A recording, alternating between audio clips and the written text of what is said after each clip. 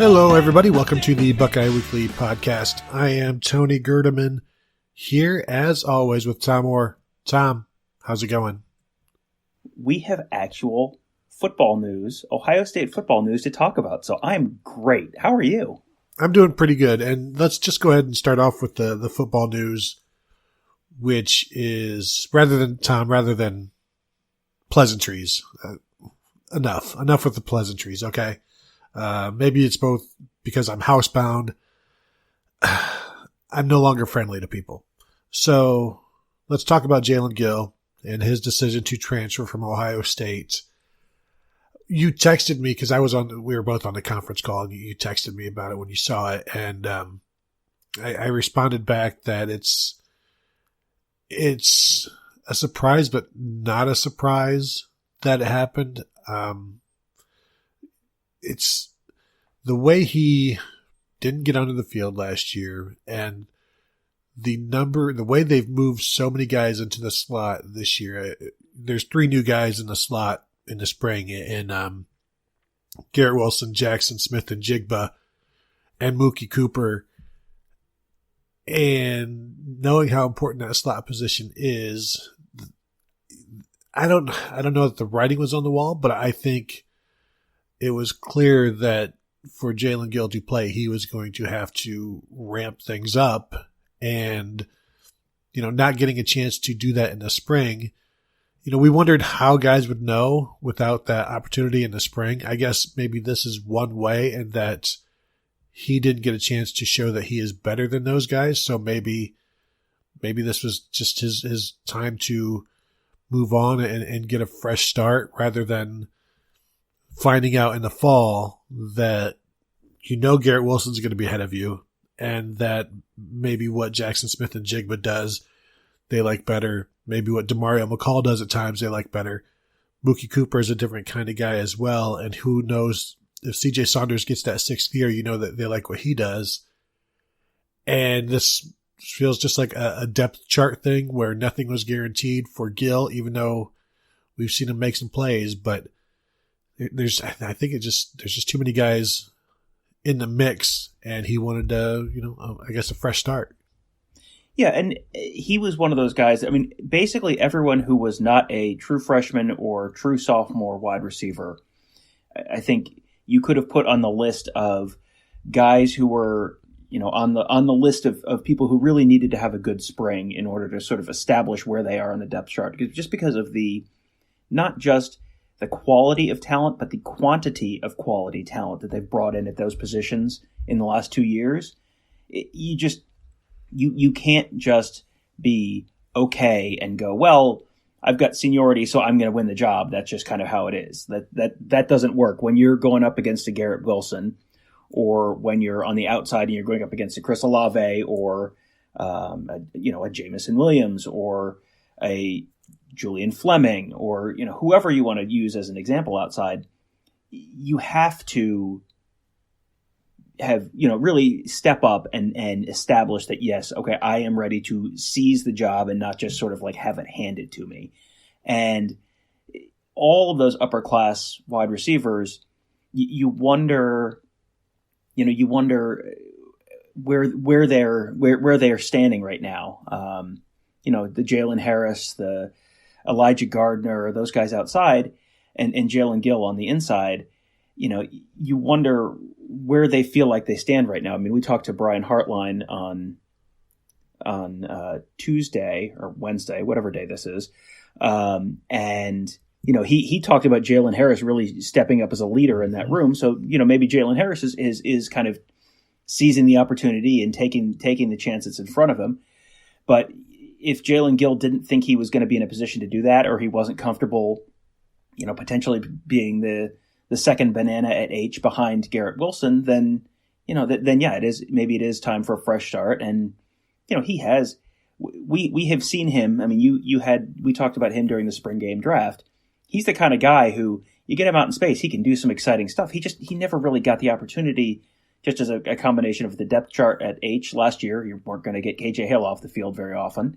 And he had issues in a couple of his limited opportunities where, he had a big fumble against Indiana last year when he probably could have been getting a better chance to get on the field. So, it's too bad. You hate to see it, especially from a hometown kid like that. But he may have an opportunity to do something somewhere else that he wouldn't get at Ohio State with Garrett Wilson ahead of him on the depth chart. And Ryan Day said it several times when asked, why didn't more of the H guys play? It's because they couldn't trust anybody other than KJ Hill for those meaningful minutes. That's one of the reasons why you saw two tight ends so much. The other reason being that they really like all four of their tight ends that they had last year, so they played them as much as they could. But they wouldn't have played that much if they had the kind of trust that they did in Paris Campbell and KJ Hill the year before. And I go back to what we saw from Jaelen Gill last spring of 2019, and we've talked about it in shows here in the last few months where, we even had a show titled, with him and Garrett Wilson because they were so impressive. And when we talk about how impressive Garrett Wilson was, Jaelen Gill was as impressive last year in the spring as well, making plays in space, making catches, difficult catches, and looking like he was going to be very much involved. And it just never happened. Yeah, he had 6 catches for 60-some yards last year, and one of those was like a 20 or the touchdown catch where he ran through some people and showed what he could do. But the consistency, the trust, like you said, the fumble, he had the opportunity. He had the opportunity to prove that he belonged because they were looking for somebody. They were looking for more guys. They were looking for another H to take the load off of KJ Hill when they did move him or when they did take him off the field. And we've seen that they will rest guys if they trust the guy behind him. And when that doesn't happen with KJ Hill, that's all you need to know about everybody behind him. And when I think about how Gill hasn't produced to this point, I never really got down on him because you look back at Paris Campbell and Terry McLaurin, and going into their third years, neither of them had a catch. And this is where Jaelen Gill was now, and he's, I think, maybe like 8 catches to his credit. And so I didn't see him as being behind or underdeveloped or whatever at this point because we've seen the way guys can progress throughout their 5 years. Not everybody's a 3-year guy. And some guys take 5 years and they're great for it. And Terry McLaurin and Paris Campbell and Johnny Dixon are examples of this, the time release capsule of talent and progression. And so I didn't really ever get down on Jaelen Gill, but it was telling that he looked so good in the spring and then didn't really do much afterward. And you mentioned the talk we had with Brian Hartline today, and we talked to him on Wednesday before all of this came out, and he was asked about Jalen Harris and Jaelen Gill, and he only spoke about Jalen Harris, and he spoke about how much he had stepped up as a leader, taking players under his wing. And this is a guy with, maybe 3 or 4 career catches, thereabouts, something like that. And, I'm not saying Jaelen Gill didn't progress as a leader, but clearly didn't progress as the receiver at this point that he felt confident enough in sticking around. And maybe those difficult conversations were had, and this is one where it's like, well, Jaelen, we'd love to have you, but playing time is, it's certainly not a guarantee, especially with everybody we have returning. So we'll see where he ends up. I think he can do a lot of different things, clearly. He had offers from, I'm just looking at his 24/7 page, Arizona State, Boston College, Cincinnati, Duke, Indiana, Kentucky, Michigan. I probably don't have to worry about that. But, all kinds of Big Ten offers. Oklahoma, maybe he is the player to be named later for Trey Sermon. Yeah, he seems like the kind of kid that could go somewhere in the Power 5 and be an impact player and, go to Boston College and play for Jeff Hafley, go to Rutgers and play for Greg Schiano. I mean, something like that, or go to Oklahoma. If when a guy isn't, when you see a guy flash in the spring, like we saw Jaelen Gill flash, and then not get the opportunities in the fall, that generally means it's, he's not doing the little stuff, whether that's blocking or something like that, where, if you can't block, you can't play. Well, whatever he's not doing, whatever aspect of his game he wasn't doing to the degree they wanted to, that may keep you off the field at Ohio State. But if you are a borderline 5-star talent with the ball in your hands, as he was coming out of high school, maybe that isn't such a barrier to getting on the field at a place like Rutgers. If you are so much more talented than everyone else on the field, then you probably have a better chance of getting the ball put in your hands. So like you said, I don't necessarily expect him to end up at a Michigan or Penn State, but he could be an impact player at the Power 5 level. And do enough that Ohio State fans go, hey, why didn't he ever do that here? And the answer, I don't think the issue has ever been what can he do with the ball in his hands. It's probably maybe some other areas in his game that just were not quite ready, up to the standard that Brian Hartline and the offensive coaching staff have. I could see Kentucky calling pretty quickly because, Central Ohio to Lexington is not that much of a drive, certainly not much of a flight. And you would think that there'd be, all of these schools we're talking about, there would be opportunity for somebody like Jaelen Gill. I saw somebody mentioned on Twitter, maybe it's time for Ohio State to stop recruiting running backs under 200 pounds and trying to put them at running or at wide receiver or at H-back, meaning basically the failed experiment, quote unquote experiment with Jaelen Gill, the struggles with DeMario McCall. But yeah, I don't think that's, now they may be going away from it just because that's the preference of Brian Hartline and that's the preference of Ryan Day. And I think maybe we're seeing that they have, but the results of Curtis Samuel and Paris Campbell, two guys who were under 200 pounds as running backs, came in and put up arguably the two best years in Ohio State history, at least in terms of the H-back. Curtis Samuel was a first-team All-American. Paris Campbell, a 1,000-yard receiver, first 1,000-yard receiver for the Buckeyes since Michael Jenkins in 2002.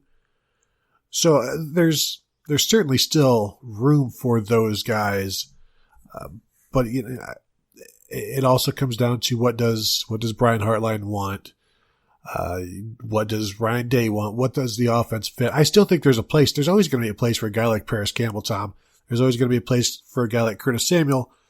You may just figure out later on exactly what they can do. Because remember, Paris Campbell was an X for like 2 years and then finally moved to H, where he was able to become what he became. Curtis Samuel was a running back for his first year and then split time at the H in 2015 with Braxton Miller and Dontre Wilson before he became the man in 2016 and took over. So there is, we see the difficulties with the transition or just the length of time it takes for the transition with all of these running backs. I don't think that means you don't do it anymore, but you do wonder if they're just not going to, that's not what they're looking for anymore, because you watch Jackson Smith and Jigba catch 2,000 yards and you think, boy, he would fit in the slot really well, or Garrett Wilson do the same thing. Brian Hartline said on Wednesday, he was thinking Garrett Wilson in the slot from the outset, basically. Those are guys who are very skilled, so they would fit pretty well in the slot, and that's the way they're going. But there's always going to be a place for the elite guys. I just wonder if maybe they aren't so inclined to go get these quote unquote all-purpose backs or athletes who could be one thing or the other. Maybe they're just more inclined to look for exactly what they want. Well, it's probably a little bit of a function of you want the speed, you want the make you miss in the open field ability. But if you can get that and also have someone who's reasonably well schooled as a wide receiver already, you're going to take a Garrett Wilson every time you can get a Garrett Wilson. The problem is that you can't often get a Garrett Wilson. That's not something that happens all the time. Oh. Now, it sort of seems like it these days at Ohio State that they can just get that whenever they want. They've done pretty darn well in getting that pretty much every year, but that has not always been the case, and that probably will not always be the case in the future. That's just not a realistic expectation. So then you get the Paris Campbell, who has the speed.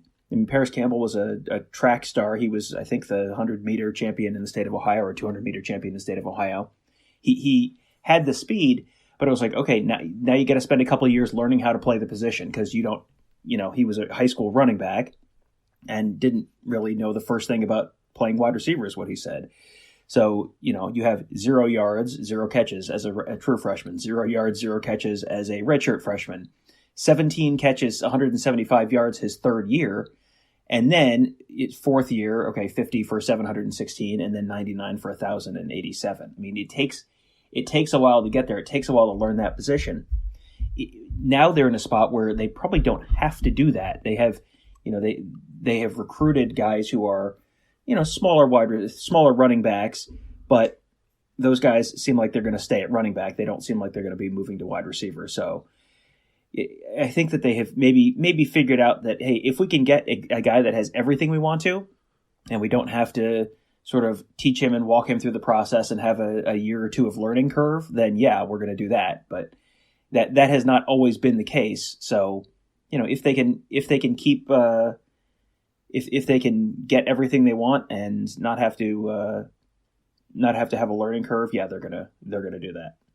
Yeah, because you think the investment of Paris Campbell or Terry McLaurin, where it's 3 years before you get any return, that's a lot, and so why not maybe focus on quicker returns? But again, you got a guy who's going to run a 10.5. You're going to certainly try to find a spot for him. It tells you how deep they are, at least in terms of what we think Jackson Smith and Jigba and Mookie Cooper will be able to do in the slot, that they can lose somebody of the potential of Jaelen Gill, and you're not really looking at it as like, well, what do they do now? Because Garrett Wilson is still there. Brian Hartline talked on Wednesday about, like I said, he was always looking at him as a guy that they could put in a slot. And then after this past season, he sat down with Ryan Day and they talked it out. And so even though they only got 3 spring practices to work with that, Hartline still expects that the slot to be where Garrett Wilson is. And, I think we're all expecting big things. Tom doesn't expect as much as I do, because as we know, Tom is the hater of the group, whereas I'm the more realistic person who sees Garrett Wilson and thinks 115 catches, 1,800 yards. Tom is like, please. And, but we each have our, we balance off of each other. Tom way into the pessimistic group, me more into reality. And then somewhere in the middle is I wouldn't say reality because I am reality, but we eventually get it figured out. But I also think I wonder how much of this was Jaelen Gill seeing the competition in the spring, because we got to see a little bit of Jackson Smith and Jigba, and we've talked about him a lot. Maybe we still haven't talked about him enough, about how good he was, how good he looked, how completely ready he looked. But again, we thought the same thing about Gill the year before, but obviously he's seen more than we did, and maybe just the overall competition that he saw in the spring was another factor there. I don't really have any concerns about the H moving forward, because I still think they're going to be able to play 2 this year, Tom, assuming there is a this year, Tom. Yes, assuming there is a this year. I'm glad that our optimist was able to tack on, assuming there is this year. Boy, optimism ain't what it used to be. Whenever they're back on the football field, I think that Garrett Wilson as a very solid starter at the H spot, and then, if they get C.J. Saunders back for a 6th year, and that sounds like that's still up in the air, He's obviously a proven second banana there that he could be a very solid second choice there. And then you've got the true freshmen, and they all have the ability. And I think, we're basing all of our opinions on Jackson Smith-Njigba on high school highlights and getting to watch him in the very first practice he ever had as a collegiate player. So there's probably somewhat limited utility in that. But, however, based on what we saw, we both came away from that practice going, whoa. There's always one of the freshmen that really kind of jumps out at you as, oh, hey, this is the guy who is probably ready to do some pretty spectacular things. And this time a year ago, we were talking about Garrett Wilson that way. Mm-hmm. Jackson Smith-Njigba certainly seemed like he might be that guy this year. The question now is, how much does only having 3 spring practices instead of 15 and not being there to throw all summer and not being with the coaches in person and all that, how much does that impact him if you go from being on campus and having basically 9 months of preparation in person to 6 weeks of preparation before the start of the season? How much does that push them back? That's sort of an open question that there are probably 130 FBS programs right now wishing they had the answer to that. But you have at least 2 solid options, assuming you have Saunders there. And I think we've seen enough from the younger guys to feel like at some point during the year, one of those younger guys is probably going to be ready to be a contributor there as well. Yep. The other news in the last few days was the commitment of 4-star Bowling Green, Kentucky athlete Jantzen Dunn, committed on Monday. Listed as an athlete by 24/7, but he'll be a defensive back. That's based on what I've seen from him, be it a safety or a corner. He's 6'2", 178 is what he's listed at, so they may try to throw him out there at corner first. But, Tom, for me, Dunn was a guy that I liked weeks ago when he first kind of came on the scene. You watch his highlights, and there's so much to like. There's the range, because he play both safety and corner in the highlights. He is fearless against the run. He is fast. He makes plays on offense. And basically everything he does, when we also talked to Kerry Combs on Wednesday. Now, he obviously didn't get into any names, but he said what they look for when they're recruiting guys, are they long? Are they fast? Do they help out against the run? And there's one other quality there. And it was basically everything that Jantzen Dunn does on film. And he's the nation's number 15 athlete, the number 248 player overall, the number 3 player in Kentucky, had all kinds of good offers. The story there, I guess, is he committed to Oklahoma, or committed to the Oklahoma coaches silently. Ohio State found out about it and then said, no, why don't you commit to us? Because I guess the thought was that he maybe didn't have a committable offer at that point, even though others say he did. So he called up Ohio State. They said, no, we'll take you right now. And he's like, well, shoot, that's all you had to say.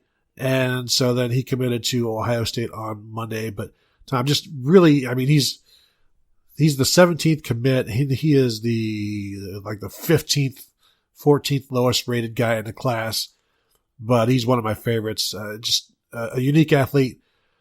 I'm not going to say Malik Hooker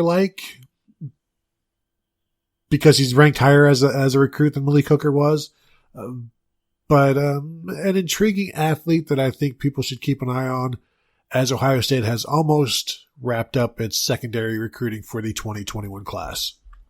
Yeah, he's an intriguing prospect because he's already playing at a pretty high level, but he's one of those people that looks like he could put on some muscle, and he has the frame to put on some muscle and bulk up a little bit, which would probably help in, I mean, you mentioned kind of run support, and that would probably help in those areas. So he's one of those guys that you might take a year with Coach Mick to get ready to really be ready to play.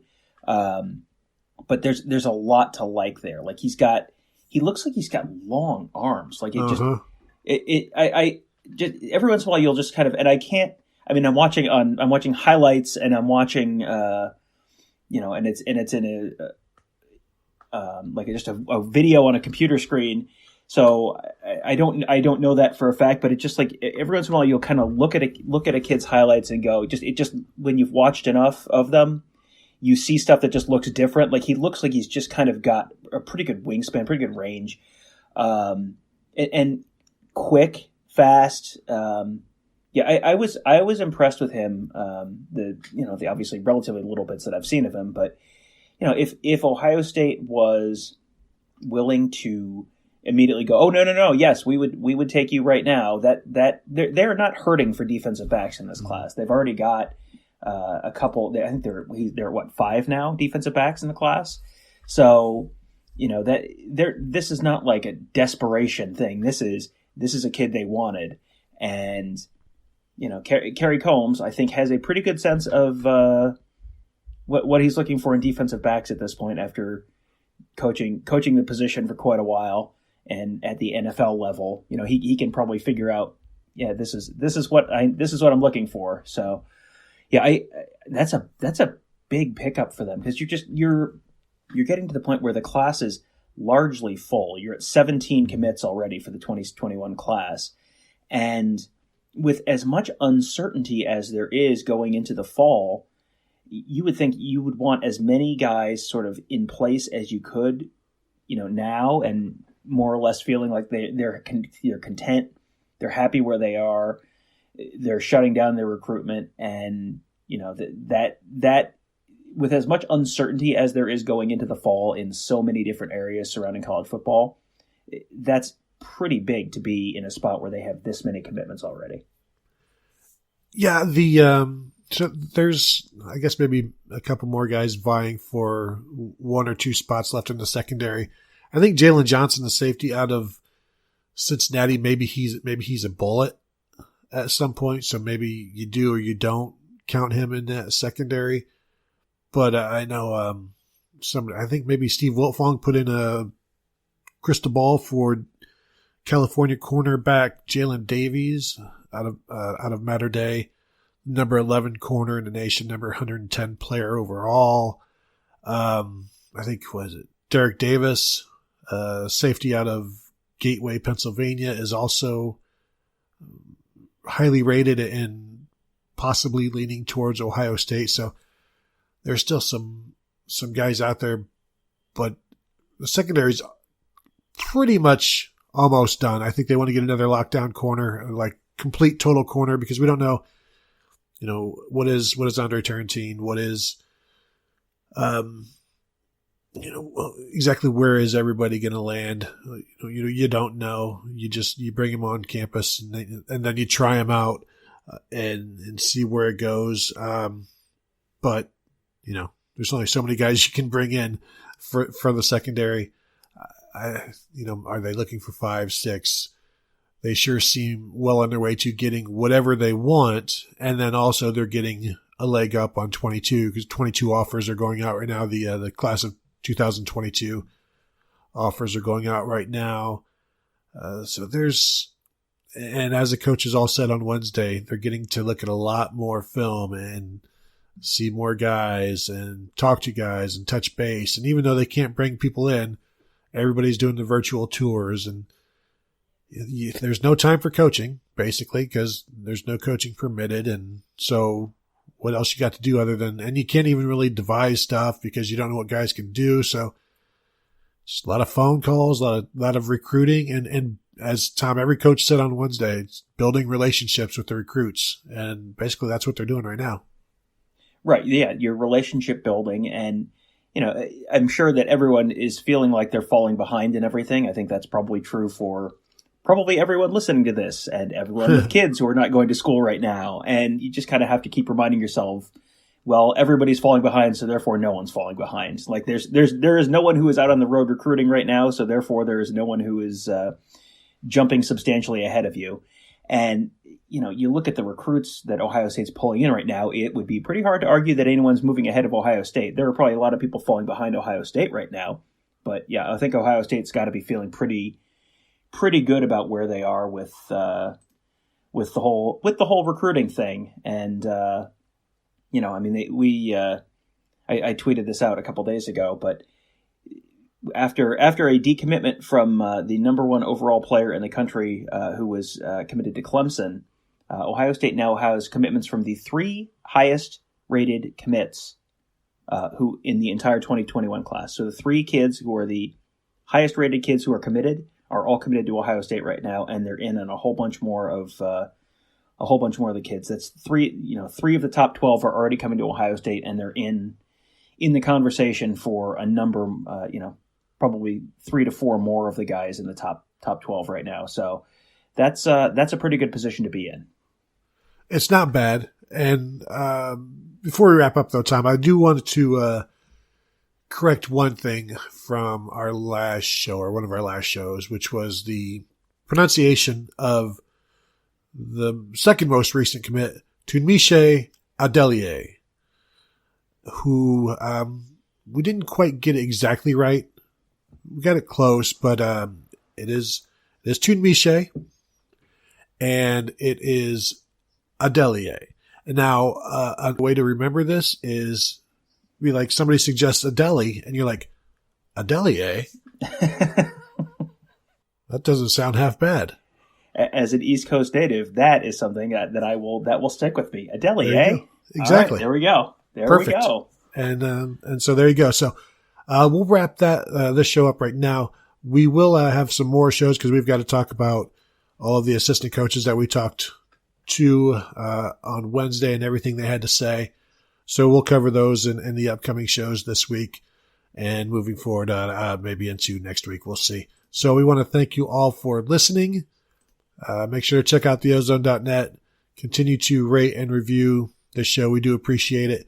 Hope you guys are doing well out there. If you're looking for an ad-free version of this show, you can go to patreon.com// Buckeye Weekly and find us there. Different tiers if you want to subscribe. And we also do at least one bonus show a month. So take a look at that if you want. And everybody have a good day. Take care of yourselves. And we will talk to you soon.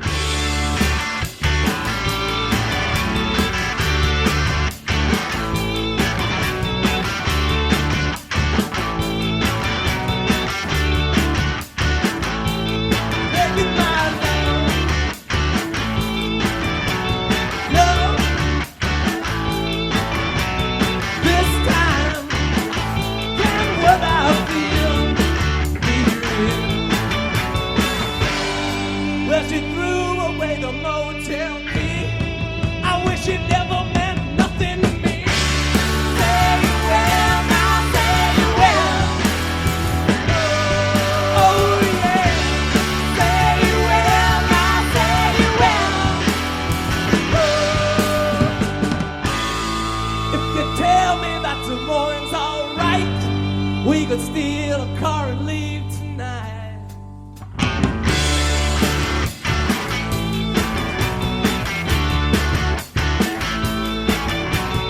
Midnight,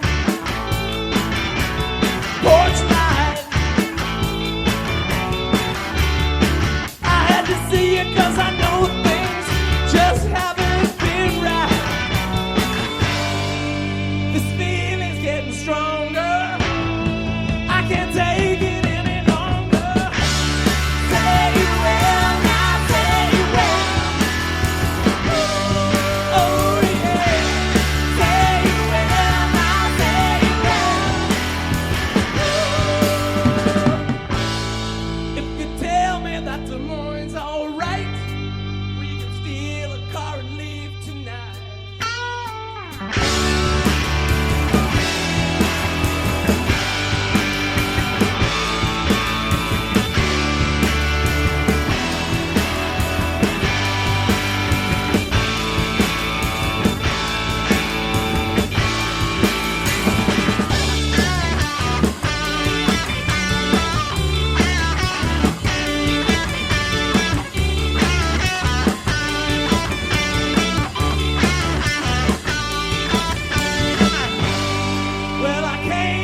for a goodbye kiss, but I could never have imagined this. Say you will, now say you will. Oh yeah. Say you will, now say you will.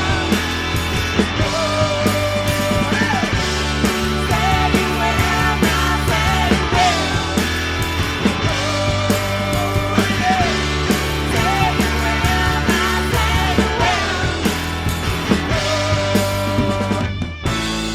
If you tell me that tomorrow